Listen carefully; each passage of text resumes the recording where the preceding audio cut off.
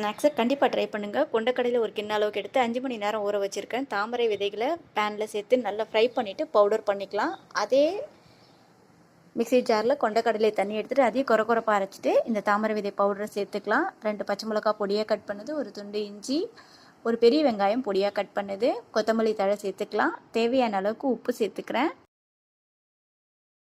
கொஞ்சமாக பெருங்காயத்தூள், 2 ஸ்பூன் அளவுக்கு தனி மிளகாய்த்தூள், 1/2 ஸ்பூன் கரம் மசாலா தூள் சேர்த்துக்கோங்க. 1/4 ஸ்பூன் அளவுக்கு சாட் மசாலா, 1/4 ஸ்பூன் அளவுக்கு மஞ்சள் தூள் சேர்த்துக்கிறேன்.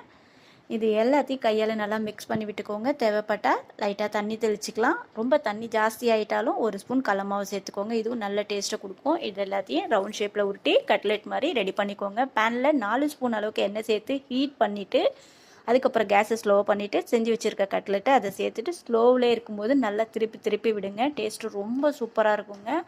எல்லா நியூட்ரிஷனும் இதில் இருக்குது. பிடிச்சிருந்தால் சப்ஸ்கிரைப் பண்ணுங்கள்.